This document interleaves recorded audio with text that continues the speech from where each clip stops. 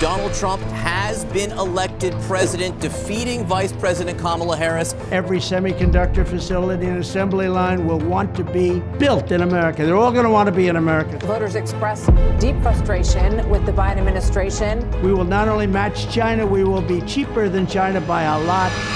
It is 2024 and the tech industry is at war. The key players are Intel and AMD, and in the center of this, you guessed it, Donald Trump.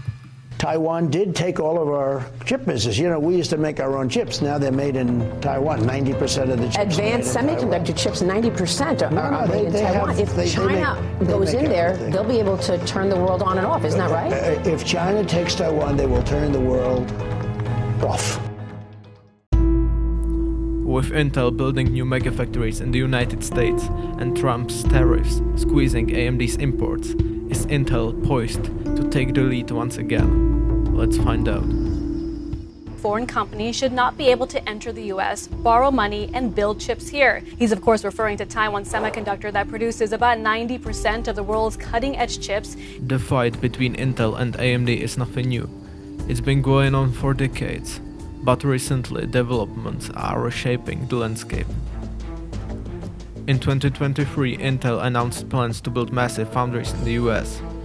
They are betting big on domestic production. Donald Trump's return to the White House brought sweeping economic changes.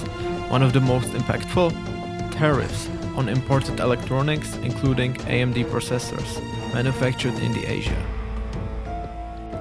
To be fair, Intel is currently also making chips in Asia, the new generation. The reason why is just because the foundries in the US are not finished yet. The goal is simple: make it more expensive for Americans to buy foreign tech, given a leg up for companies like Intel who manufacture domestically. But there's a twist: those tariffs don't just affect AMD, they impact the entire supply chain. Intel's strategy to build foundries in America isn't just about patriotism, it's about gaining competitive edge. Domestic production means avoiding tariffs, faster logistics, and potentially more control over their supply chain.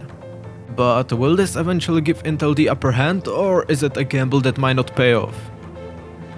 As it stands now, AMD isn't likely backing down. It's pretty uncertain right now what they will do in the future. Can actually AMD compete with Intel's newfound momentum, boosted by Trump's America First policies?